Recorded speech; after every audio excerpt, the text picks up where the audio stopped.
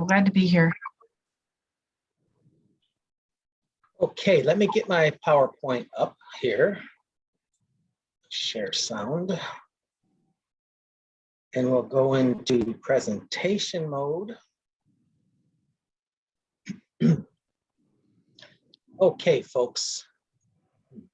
As we always encourage during a presentation, to stop me in mid-sentence if you have to. If you have a question, if you want to clarify, if you want to go deeper into the topic or anything, please share, because it kind of adds to the discussion and gets a little deeper into the topic. My name is Joe Galino. I have a bachelor in science and counseling psychology, but the CPS here stands for Certified Prevention Specialist. We're certified by MCBAP. MCBAP is an acronym for Michigan Certification Board of Addiction Professionals. So Theresa and I have the MCBAP certification in drug prevention. So today we're going to talk about the neurological components of addiction, how it affects our brain. We'll talk about some risk factors and protective factors that could either heighten the risk of drug addiction or combat and fight the risks of that, and give you a little bit more tools on how to stay drug-free and healthy. Then we're going to get into a little bit of the impact of addiction on the family, because the whole family, if you have a family member impacted by addiction, then everybody is affected by that. We'll talk about the family dynamics of addiction.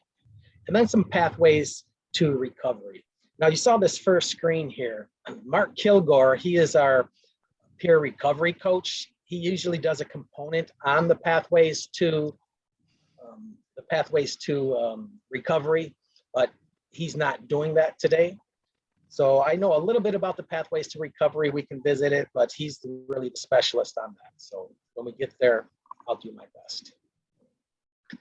Okay, so to talk about some drug classifications. And these are the classifications of the drugs. We have the opioids. Opioids are painkillers, right? They're used to manage our pain. When you hear the word opioids, that is like all the semi-synthetic opioids, like prescriptions from the doctor of like Oxycontin, Percodon, Percocet, Norco. Those are all kind of pain relievers. Now, if you hear opiates, when you hear it's an opiate, that's the direct derivative of the poppy plant, right? So we're talking about the morphine and the codeine. So it's a direct derivative of the plant, opium. So those are direct derivatives. But when you hear opioids, those are synthetic. Those are semi-synthetic and synthetic prescription drugs.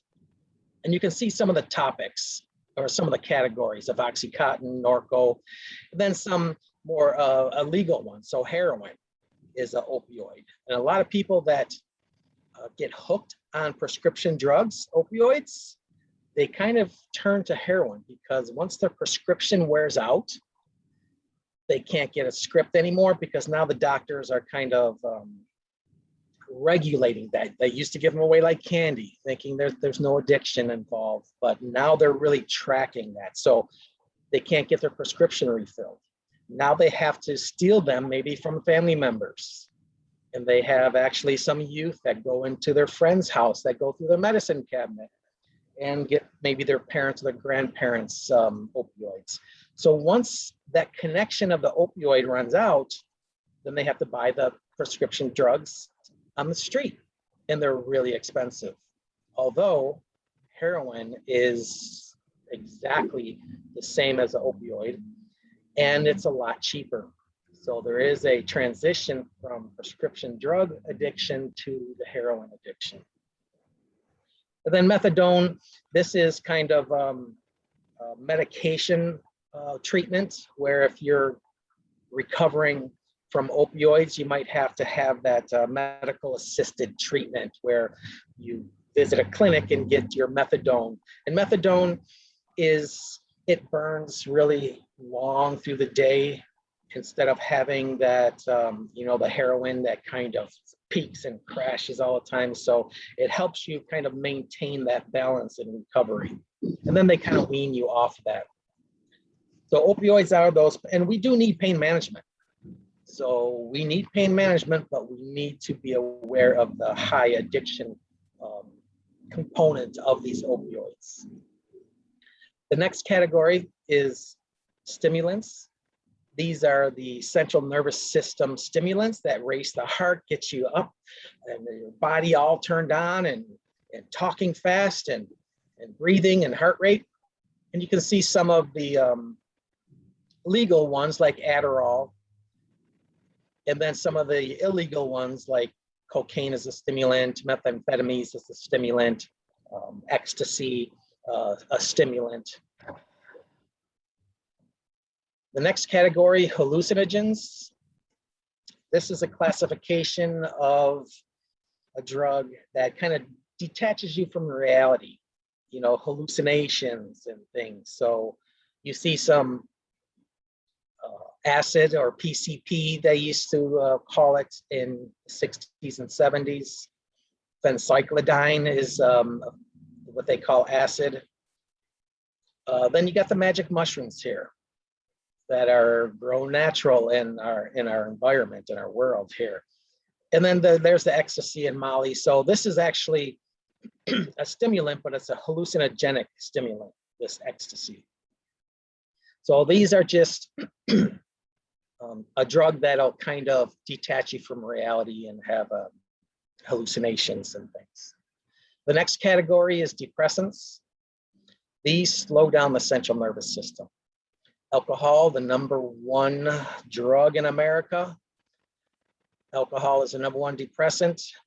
GHB, that's that date rape drug. It's a depressant. It just slows the body down into unconsciousness. Same thing with alcohol. Alcohol will slow that heart rate down until it stops beating, go into a coma, and you die. Some other depressants, which is kind of in a category on its own, but it is a depressant, the barbiturates and the benzodiazepines. And that's the whole category to the right here, barbs, benzos and barbs, which is sedatives. You know, so Valium, Xanax, dealing with anxiety, helping you sleep. So they're more of the tranquilizers, the sedatives. So these are the classifications of drugs. Now, what's not in here? You see all these kind of categories and you see all these descriptions, but there's one big popular drug in our world right now being legalized in 33 states. And that drug is marijuana, because marijuana is in a class of its own. Marijuana could be a stimulant, as you see the different strains. Sativa here, this is a strain of marijuana that brings alertness, uplifting, creativity, increased energy. So it's more of a mind-dominant drug, so that it works as a stimulant. Although marijuana could be a depressant, as you see the indica here. This is more of a relaxing, a sleep aid, a pain reliever. So it's more of a body dominating drug, sedating. And I used to get these all mixed up when I did presentations of which one's a stimulant, which one's a depressant. And somebody told me this great phrase that think of indica as the depressant, because indica stands for in the couch, right? So in the couch means you do indica and you're just chilling in the couch. It's a depressant. Now, marijuana could also be a hallucinogen. With the high levels of THC in today's marijuana, it could make you hallucinate. It give you panic attacks, paranoia. So you can have some really negative effects from that high concentration of THC. They pass it through a special tube with some butane, and it strips all the THC off into a reservoir, filtered out. And then they have to evaporate that butane or propane that they use, which you see a lot of injuries from. You see people's houses blow up, the kitchens blow the refrigerator out of the wall in the kitchen. People that try to evaporate that butane or propane, it's all in the air now. All it takes is a spark for that whole room to blow up. And you see that on the news once in a while. So back in the 60s and 70s, the THC level of marijuana was like 4%, 6%. Was really high back in the 70s. But today's marijuana, a minimum probably 15% that they sell in dispensaries, and they can grow that marijuana and cultivate it up to 35% THC just from the plant. And then with the extraction of THC, they can get that up to 90% THC. And you can smoke that in the vape pens and such. So marijuana is really in a class of its own, and it's not this safe product that everybody says that it cures all. And we'll talk about, we do have a marijuana presentation later on in the series, and we'll get to that when that comes around. So drugs in the brain, neurologically, we have these brain cannabinoid receptor sites in our brain. And you can see all those yellow dots are the cannabinoid receptors and opiate receptors. These receptors are in our brain as well as in our digestive tract in our stomach. These receptors are in our groin area. So we have these cannabinoid receptors and the opioid receptors throughout our bodies. And these receptors are, they call them, let's see if it's on the, no, I skipped that one. So we have these natural feel-good chemicals in our bodies that take care of a lot of things. But before I get into that, we'll go through this brain and talk about the regions of the brain that have these receptors and what they do neurologically for us. The first bullet point, nucleus accumbens. This is the reward center of our brain. So when we do something that feels good, we have natural chemicals, natural endorphins in our brain that says, hey, repeat that. That was good. So our bodies are designed to repeat what is good for us. So the next is the hippocampus. The hippocampus is in the limbic system here. It is our memory. It changes short-term memory to long-term memory. And all of these receptors and getting chemicals and messages from the brain helps that process. The next is the amygdala. The amygdala is our emotional memory. It's an emotional storage house. So picture if somebody walked into my room right now, my hippocampus, my memory would identify that person as my cousin John, right? That's my memory. But then my amygdala would kick in and remind me that I don't like him very much. So I see the picture and then the emotion is attached to it. So you have those emotional reactions. The hypothalamus, this is our housekeeping of our body. This is what kind of keeps our heart rate going. You know, it tells our body when we're full, when we're hungry. It takes care of all the blood levels, blood sugar levels. So it's all of the involuntary processes of our bodies. It does all the housekeeping. The medulla. The medulla is down here in the brain stem. The medulla is our fight or flight. So it keeps us alive. So when we need to run, we run. And when we need to fight, we fight, or it freezes us. It just keeps us safe and alive. And the cerebellum is the last portion here. That is the old brain. This is the coordination of our balance. And it does a lot of other things, but for the most part, it's our coordination. So all of these things need to communicate and to send messages back and forth and to tell our bodies what's good and what's not good and protect them. So our body, let me go back to this brain here.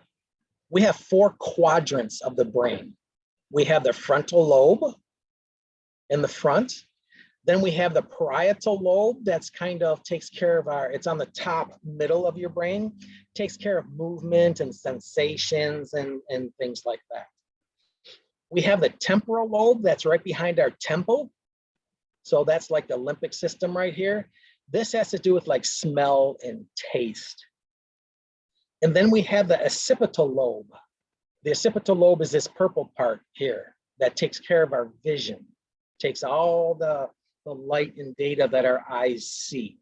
And all 4 of these quadrants have to communicate and send messages back and forth.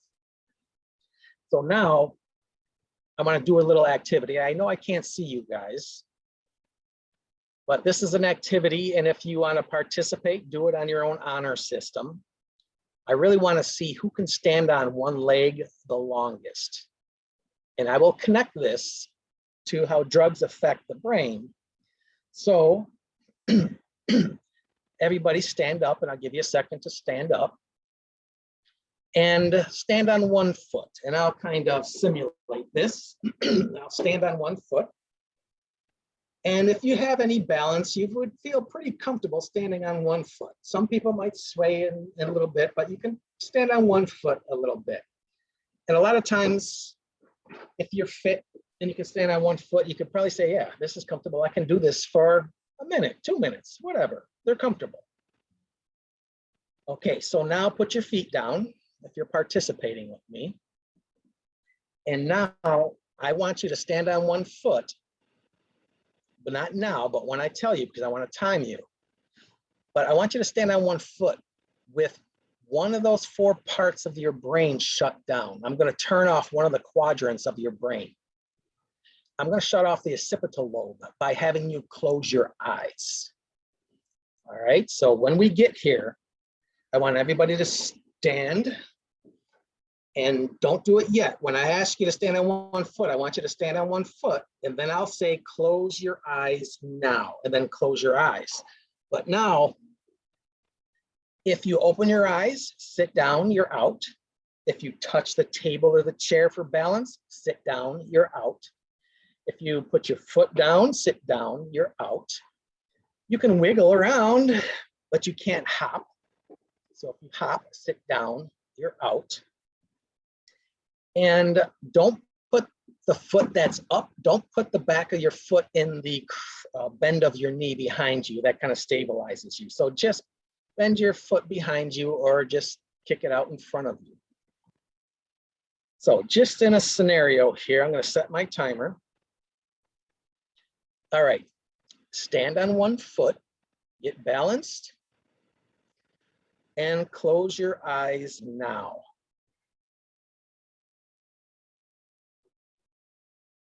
And since I can't see any of you, most people would be falling over by now. 10 seconds. Some make it to 15 seconds if you're pretty fit. And I will stop the experiment since nobody can see the other people. This is a good analogy that we can stand on one foot pretty solid when our brain is totally on and communicating. Once you add a drug to that brain, that changes this reward, these cannabinoid receptors. The communication is distorted now. So if anybody participated in that activity, once they close their eyes, they're going to fall right over because the brain is now distorted and not getting all the information it needs. I do this with kids in high school and middle school to talk about, and the younger you are and the more fit you are, the longer you can stand on one leg. So if we're middle-aged, if you're 50, you could probably stand on one leg, probably 15 to 20 seconds is a pretty good mind fitness. If you're over 60, you should be able to stand on one leg with your eyes closed for 10 seconds. So the older you are, the less ability you have to maintain that. And it's called brain fitness. All right, we'll move on to those messages that the brain is sending. When our brains do something that's good for us, we get endorphins like this anandamide here, which is about for pain, appetite, memory, and mood. We have dopamine. So when we do things that are good for us, we get blasts of dopamine that says, hey, that was good, do it again. So when we eat, we get dopamine. When we exercise, we get dopamine blasts in our brain. When we eat healthy food, when we touch people, hug people, we get dopamine. So our brain is designed to do things that feel good.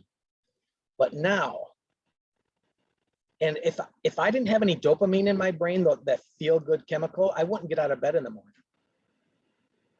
It's things that motivate us and to tell our bodies to do something for that reward of staying alive and staying healthy. But now, drugs can be imposters. And as you see on the screen, you have the anandamide here, and then you have THC, which almost is a mirror image of our natural chemical that our brain produces. So now, when we do, I'm going to use the THC, but really any drug, when we ingest THC or smoke and inhale THC, we get dopamine dumps, which means you get 10 times much dopamine that your brain could produce on its own. 10 times, 20 times, 30 times more dopamine than our brains can produce. So now we get dopamine dump, and the natural production of dopamine, the brain says, I don't have to produce dopamine today because it's got enough. And the brain can't tell the difference between the natural production than the substitute. Now, when the substitute wears off, the brain has to produce it on its own. And if you have a lot going on in your life, you're doing, you're eating, you're exercising, you have relations, and you're drinking water is dopamine. So when we have a lot going on in our lives, the dopamine kind of builds back up. No harm done, really. Go back to the substitute, bam, you get the dopamine dump, and the brain says, I don't have to produce dopamine today. And now the substitute wears off, and when it's wearing off, your body's feeling kind of down. It needs dopamine. So if you still have all those things going on in your life, the body produces its own dopamine again. But the more times you go to the substitute, the lazier and lazier your brain produces its own dopamine. And after a while, the things that used to bring you joy are not bringing you joy anymore because the joy level is here and your brain got used to substitute here. So now your brain, once you start coming down from the substitute, the brain can't produce enough dopamine to feel good again. So you go right back to the substitute and the brain stops. So that's called the hijacking. So here's the reward pathway. And you have cocaine and alcohol and heroin and marijuana. Everything passes through the nucleus accumbens, which is the reward pathways. And once you get that level of reward that our natural production can't reach, that brain will not feel good unless it gets that level, which it needs that drug. So I have a video here I want to play that's going to show you that whole reward pathway.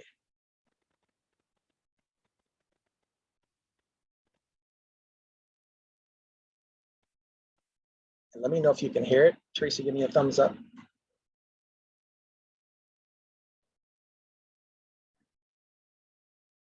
Can you hear it? I don't hear anything, no.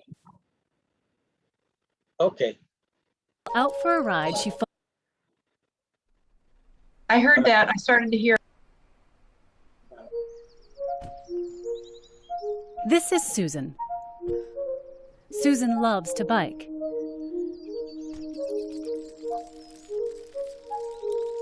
While out for a ride, she falls and breaks her arm.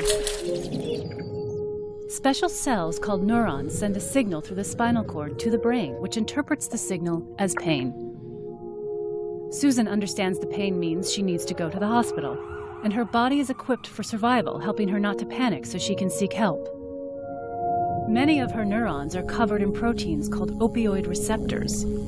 These receptors act like a brake to slow down the neuron's ability to send pain signals. When injured, her body releases natural painkillers called endorphins. Like a key in a lock, endorphins activate opioid receptors, slowing down the pain signal and preventing a panic.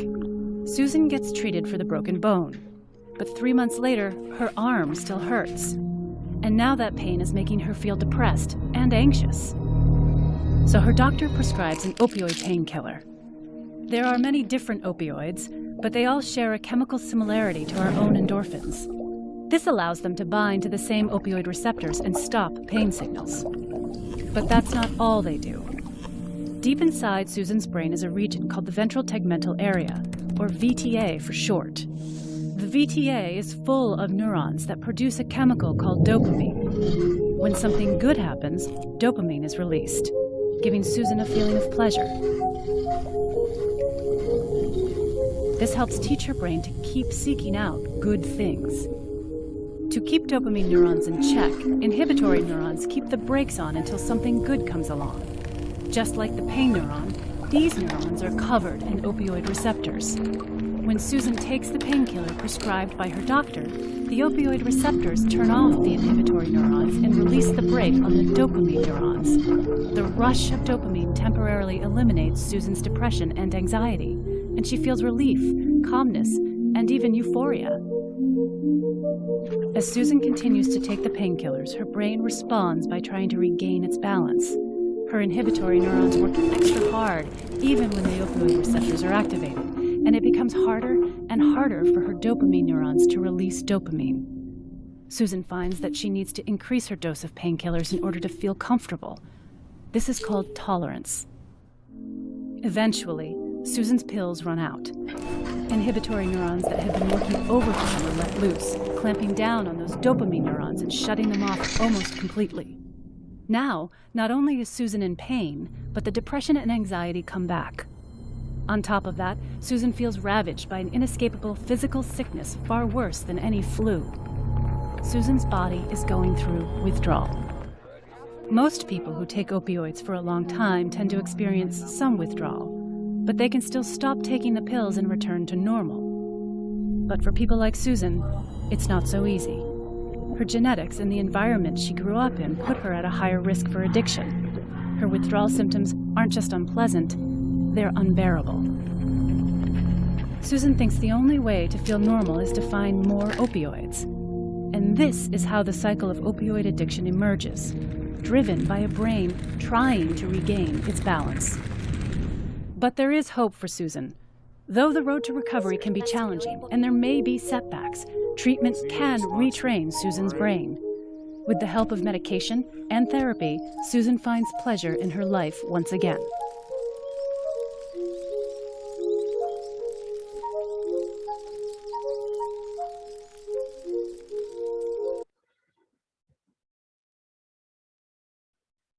Okay, so that video there, we have those inhibitory neurons. So when we do have pain, the inhibitory neurons kind of release that dopamine to make you feel good or to, subside that pain.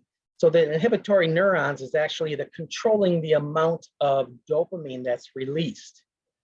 Although if you keep taking that dopamine release will actually stop. The inhibitory neurons won't be able to do their job, and then that dopamine production stops. And that's when addiction kicks in.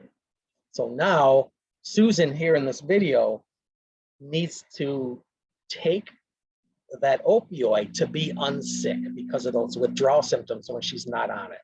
So she takes them, she feels great, but when she doesn't take them, she's depressed because she can't get those neurons to connect to release dopamine. So that's the whole neurological kind of process that our brain goes through. which brings me to this slide here that talks about addiction is a brain disease. It's not a character trait. It's not, why don't they just quit? They're weak. It's a disease just like any other disease. It's a disease that is preventable. It's a disease that's treatable. It's a disease that changes the biology, just like any other disease is going to change some structures and some chemicals in our bodies. And if it's not if it's untreated, it can last a lifetime and it could even kill you. So as you see on the left side, this is a brain scan. And the scan, the light and the yellows and the reds, as you see, is high activity. So there's a lot of electronical impulses and a lot of activity in this healthy brain to the left. But then you see the brain next to it, which is a diseased brain from a cocaine user or abuser. And you can see that a lot of those lit areas that were on are now kind of not working. All right, so there's a lot of dark areas here that aren't functioning the way that healthy brain used to. Now, in comparison to a disease, which is heart disease, you see the healthy heart. Oh, strong reds and yellows and greens with that healthy heart pumping. But then you have a scan of a disease, the diseased heart, and you can see a lot of the dark areas, the blues and the blacks and things that is a diseased heart. Although the stigma in our world right now and forever, that if somebody's father maybe had a heart disease and had a second heart attack, you might say, oh, your dad had another heart attack. Oh, I'm so sorry, that must be terrible. You know, so there's that empathy for that disease of heart disease. But in comparison to that person's father who might have their second or third relapse, people say, oh my God, what's wrong with him? Doesn't he see he's ruining everybody's life? Why doesn't he quit? And there's no empathy for that. But it's the same type of disease. It is a brain disease and it works in the brain as well as it does with any other disease. If a diabetic eats a bunch of carbs or desserts and cake, there's no stigma. Nobody's coming down on them for relapsing and breaking their diet. But with the person with the addiction, there's a lot of stigma and a lot of blame. So we have to really understand that it is a brain disease and not a decision or character trait.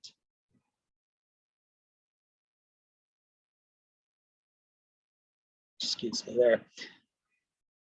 So the stages of addiction. So if you have any youth in your lives or, just knowing people, dependency doesn't just happen. There are stages. In the 4 stages, you see the first one is experimental stage. You can't get addicted to something if you never used it. So people who experiment with drugs or alcohol, they might have an adverse reaction. They might get a headache or throw up, and say, I'm not drinking again. And they don't rush out to use. Now, we do have a genetic predisposition to addiction. So if somebody in our bloodline had an addiction, we are at a higher risk genetically. So if we experimented, maybe we did throw up and have a hangover, but maybe something clicked in the brain to say, wow, that's the missing piece in my life. So experimenting is the first stage in leading to addiction. The second stage is the user. In the teenagers, we talk about, that's also called the seeking stage, where they seek out that drug or alcohol. So they want to go to the parties where there's alcohol or other drugs. They can't wait till the weekend football game because they're seeking out where to go and use. That's the second stage. The third stage of addiction is abuse. This stage is where you have negative consequences and you continue using. So for youth, they might get kicked out of school. They might get a MIP, which is a minor in possession. They might get in big trouble with their parents and get their car taken away and have, all that punishment. For adults, they might maybe end up in a divorce with family conflict. They might get a drunk driving. They might lose their job from a drug screen. So these negative consequences, if that person continues using, that's the third stage of addiction, because they know that it's hurting them. They know that it has bad consequences, but they continue using. And the fourth stage of addiction is that dependency, where the tissues and the organs of your body need that drug to survive. Now, there are two types of addiction. One is psychological, which is that compulsion to use. It's almost like you need something in between your fingers if you're a smoker. It's like that gambling addiction where you have that compulsion to get your money back to use. So that's that psychological addiction. And the other type of addiction is the physical addiction. That's when your body will have some type of physical response from not having the substance. And there's three markers that will kind of categorize an addiction. So if you did go into a drug assessment to see if you're addicted to the drug or not, they'll ask you a bunch of assessment questions. But the three markers to tell if you're addicted is, one is the tolerance. So like in that video, Susan went back, 1 opioid, 2 opioids a day, 3 opioids a day, it keeps going up. So maybe 1 beer got you loopy, now it takes 3 beers to get you loopy, now it's a 6-pack and so on. So tolerance will go up because your brain will get used to that level of drug or alcohol, and then you're going to need more to get that same feeling. The next is loss of control. This is where, let's say you're going to a party and you say, I'm only going to have 1 drink tonight, but it turns into 10 because that first one was just so good, you couldn't stop. Or maybe somebody might say, I'm not going to smoke any marijuana today. And then you go to somebody's place or a social event and somebody brings out marijuana and you say, all right, I will. And then you do it. So that's loss of control. And the last marker, especially for physical withdrawal or physical addiction, is that withdrawal. You will have a physical withdrawal. That could be a shaky hand. It could be irritability. It could be cramps, diarrhea, headaches, convulsions. You're going to have a withdrawal from not having that substance. Now, alcohol, amphetamines, opioids, they have really violent withdrawal symptoms where you really need some medical assistance to get you through that detoxifying stage. Now, people don't think marijuana is addictive because they don't really see a detrimental withdrawal from marijuana. So it's not, I talked to a lot of people about marijuana. They said, well, maybe it's psychologically addictive, but it's not physically addictive. Although it is, with the research, they say when you stop using marijuana, it doesn't have those detrimental withdrawals, but you will have irritability. You will have your sleep cycles off. Some people have really, really wild dreams and their sleep cycles are off. They're irritable. Some people might even sweat and be anxious. They have that angst and anxiety without that drug. So marijuana is addictive, against some of the people saying that it's not, because it doesn't have a withdrawal or violent withdrawals like the other drugs. Addiction, the comorbidity, substance use and mental health disorders are so correlated, not necessarily the cause, but they're so correlated that if you do have a mental health challenge like ADHD or anxiety or depression, and you start self-medicating, you could get addicted to the drug you're self-medicating with. So before, they're getting a lot better with this, but before, if somebody had an addiction and they go to a mental health treatment, they're like, well, we can't treat your mental health because you have addiction. You have to get your addiction taken care of first. Or they'll go to an inpatient center and to deal with their addiction. And they say, well, we can't deal with your addiction because you have mental health challenges. And they used to just, round and round. But they coexist so often. I don't have a percentage, but we're talking 90 and above % that mental health and addiction are so correlated. Now, on the other side, besides self-medicating, maybe you have a causal effect. So you're using the drug, and that drug effect creates a mental health challenge.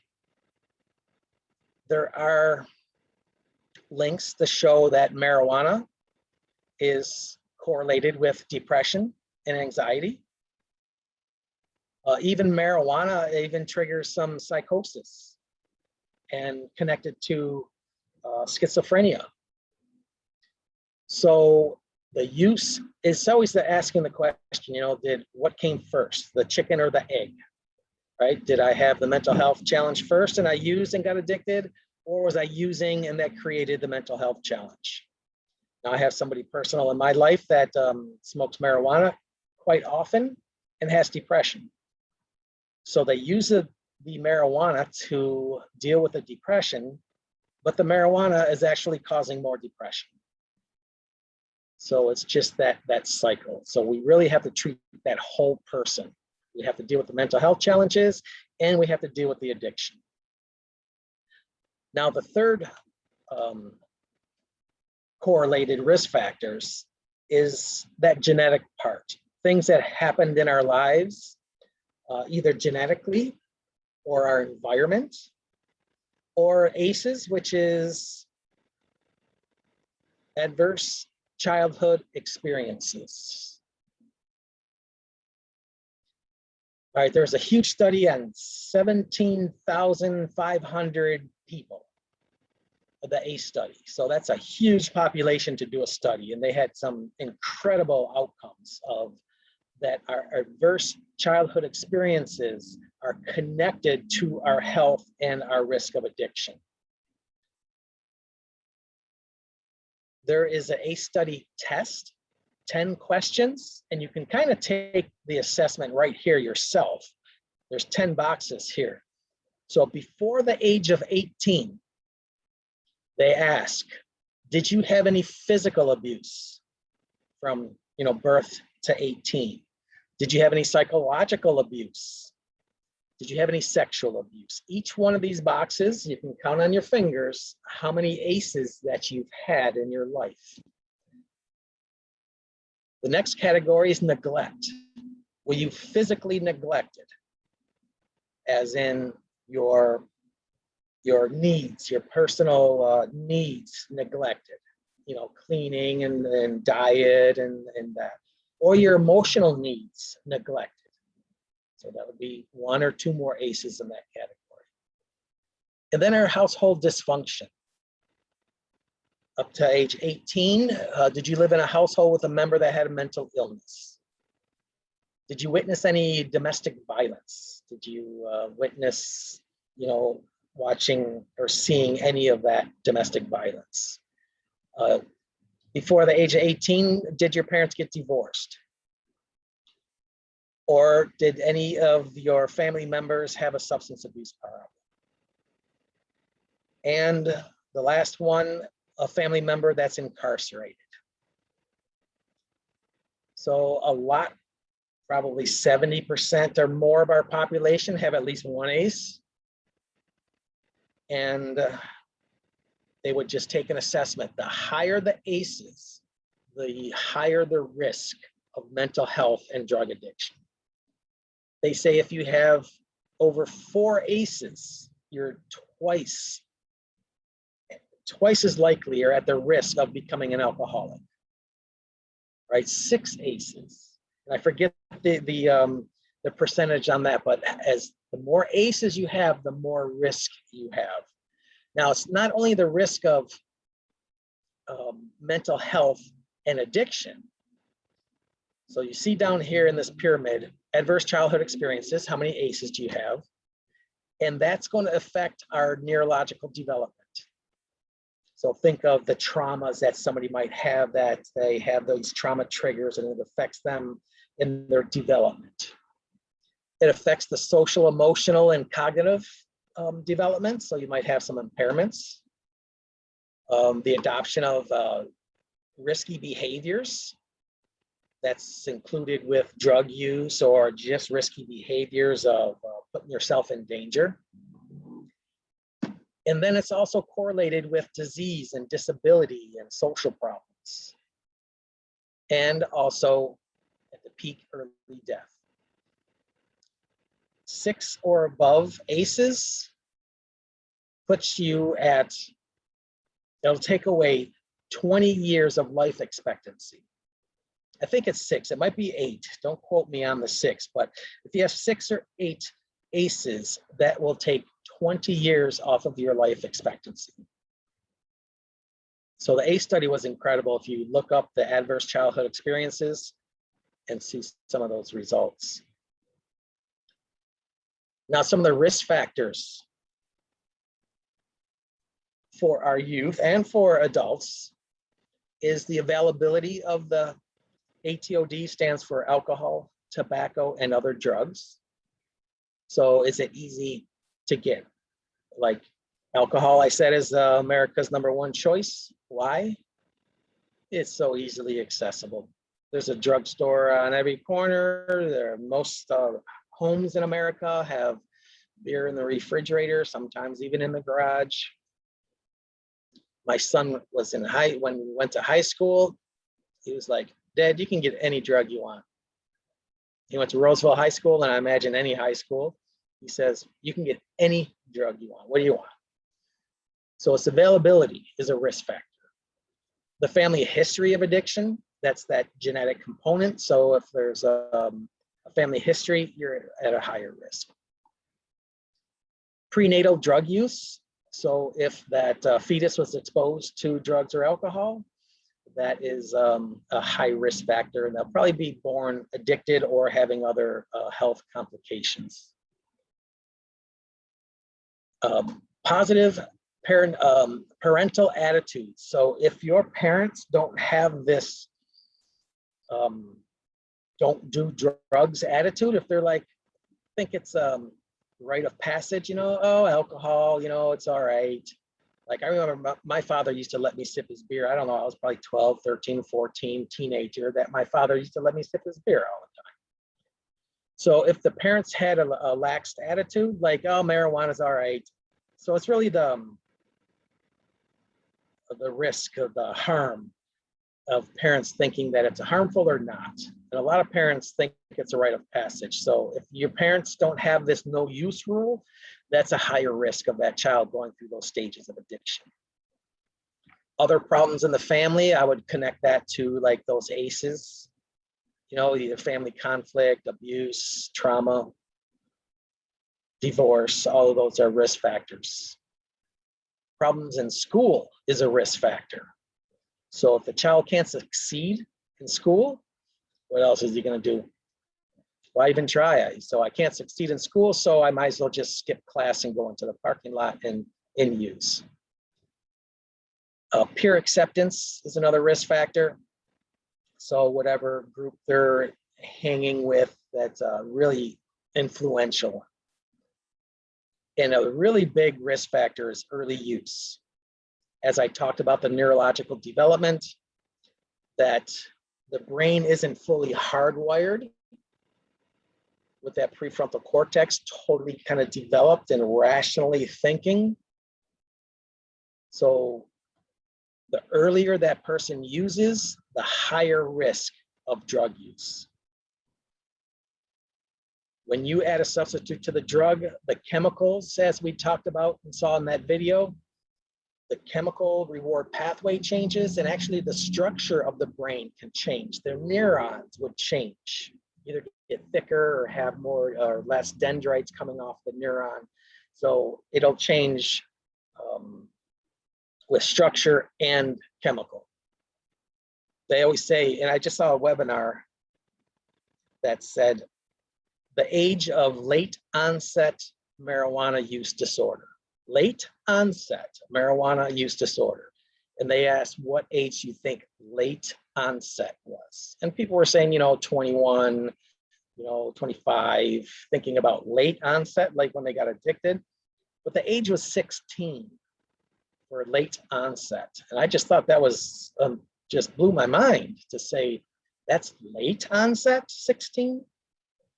And they said that if you get the youth to not use until that's 16, and I think that's too young. I say get the youth not to use till probably 18 to 21 not to use, because once the brain structure gets a little bit more hardwired and they use, they're not going to fall or be at that high risk of addiction. Still able to get addicted, depending on how they use and how the brain processes is that. But the later you can stop someone from using, the better off they are.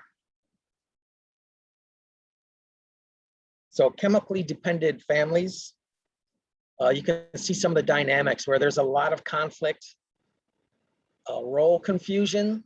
This is where the kids can't be children and they kind of take on different roles. Maybe the oldest has to be the parent, the mom or the dad of their siblings, the younger siblings. Maybe they have to grow up fast and be independent and they can't experience that silly childhood and have fun and not worry about adult problems. Excessive punishment, abuse, and just the modeling of substance use is that high risk factor. And the last is somebody that had a family with suffering from addiction. They call it adult children of alcoholics. And you can go on the website and look up ACOA. There's ACOA groups. So yeah, you're an adult now, you pay your bills, you got relations, maybe a family, but that effect of that childhood environment with the addiction had a really huge impact on you. Where a lot of times we want to revert back to our unfulfilled childhoods, and it does create a lot of problems in our adulthood. Maybe the way you solve problems, maybe the way your anger is, maybe your defense is. So you're an adult, but you still have that childhood trauma in you. Theresa and myself, we do this activity called the Family Sculpt, sculpting a family that's affected by addiction. And there's a few things. The children that live in a family affected by addiction, they take on this mistaken belief system where they think it's their fault. And they learn 3 rules. Don't talk, don't feel, don't trust. So now, don't talk about it, don't feel about it, don't trust anyone. Keep it in your family and don't let the family secret out. And now, the addiction creates a stressor in the family, and the kids take on these roles. The first child might be the hero. If I'm perfect, maybe mom or dad will stop drinking. They're drinking because, I'm not perfect. The second born maybe takes on this scapegoat. This is the child who's always in trouble. So they're kind of a distraction. The person with the addiction might say, if it wasn't for that rotten kid, I wouldn't drink. So they're a distraction. The family hero is the trophy, because we can't be a bad family because look at this perfect child we have. The second born is the blame. It's all that person's fault. It's him or her, always in trouble. The third born is the lost child, which is a relief to the family because that child kind of is self-sufficient, takes care of themselves, and just is in their own little world. And then the mascot takes on that comic relief, trying to make everybody laugh. All of these children are in pain, but they all take on a role to minimize that pain. And Theresa, I don't know if we have that scheduled. the family sculpt or anything. Is that in your memory bank? You're on mute. No, it's not on there yet. Oh, okay. Probably put it on November, December. All right, great. Yeah, because that's a whole training in itself. This mistaken belief in the family sculpt was a whole training in itself. But I just wanted to show you the impact. It's way more than just the person with the addiction. So we need to talk to children about alcohol, tobacco, and other drugs. Open communication on the risks of using drugs. And having this no use rule. Go ahead, Theresa. Unmute yourself. 5 minutes. Did you hear me? I just said 5 minutes. Oh, okay, thank you. So our children, if we do have a child that is, experimenting with drugs or alcohol, we want to get them help to have a carefrontation instead of a confrontation. Because the more anger and control we show, the more frustrated that youth is. So we really need to say, I care, I see, I feel, listen, I want, I will. I care about you, and I don't want you to get hurt. Take all the lecture and all the fear out of it. Show I care. I see is just the facts, ma'am. When you came home last night, you were 3 hours late and smelled like alcohol. No emotion, how could you, how many times I just follow the script. This is that I message. I'm really worried you might get hurt or even killed. Then that open-ended question, what's going on? This is the most important question to let that youth talk. Oh, don't worry about me, I'm fine, it's only marijuana. Nobody ever got killed by marijuana, and they just go on and on and on, and you'll listen and reflect. So what you're saying is that you think marijuana is safe and you use marijuana because it helps you deal with your anxiety, blah, blah, blah. Wow. I've never looked at it that way. Let them talk and reflect. And then you're going to tell them what you want. After hearing their side of the story, you need to tell them what you want to happen and what you are willing to do. So that's a way to connect.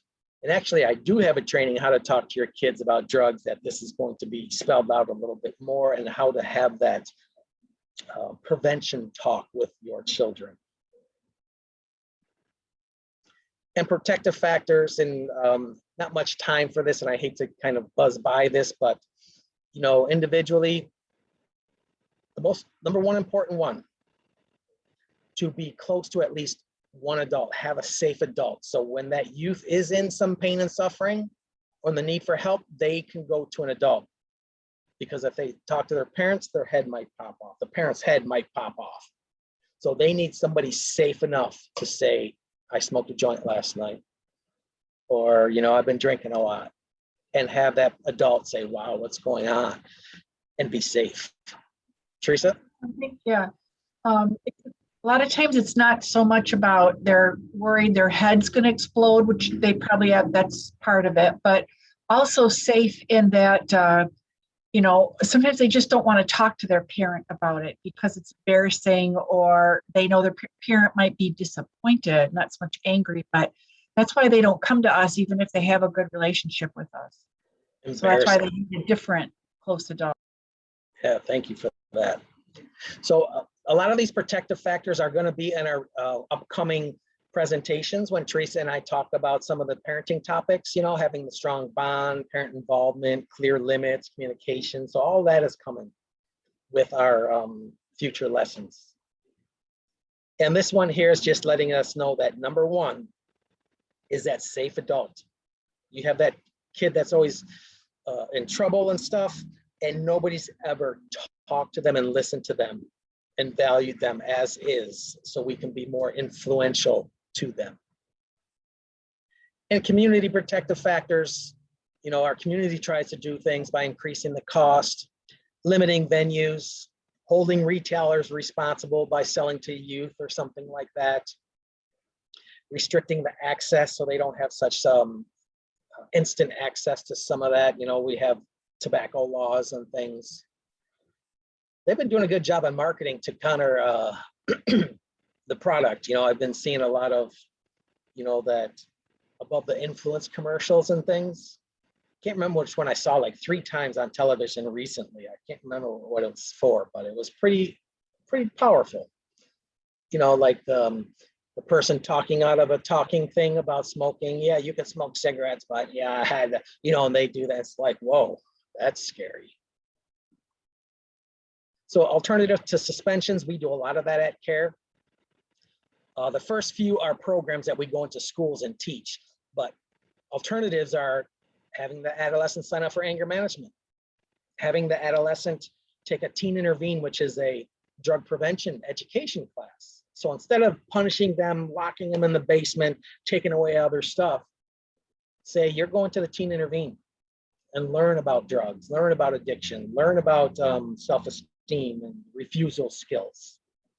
And then in-depth is another program we do at CARE. So if they're vaping, sign them up for this in-depth intervention for nicotine dependency, education, prevention, tobacco, and health. So there's a lot of different things that we can do. Instead of punishing children, we can educate them and have some alternatives to that extreme punishment or suspension out of school. I'm going to skip the resiliency. That's coming up in a lot of Theresa and myself's presentations here, by building resiliency in our children. And that's going to come up a lot. And we are at the end of our time together. If anybody had any interest or questions, you can always call CARE, connect with Theresa or myself about any specific questions. Some very reputable resources that I get all this information from.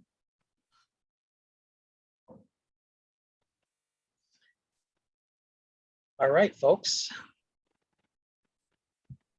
All right, well, thank you, Joe and Theresa. Excellent presentation. If you guys don't have any questions, well, if you have any questions, let me know. Raise your hand and I'll unmute you so you can ask, or if you want, you can type it in the chat box. Otherwise, we will see you guys on Thursday. And Thursday, we are doing self-esteem. All right, somebody put in the chat they thought it was girl empowerment today. Is that on the schedule? Do we both all have the same schedule? We do. Okay. All right, All right. folks. Thanks, We have- everybody. We had to change some things around. That's why. Oh, yeah.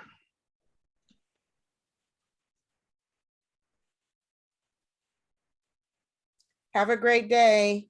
Bye-bye. Bye-bye.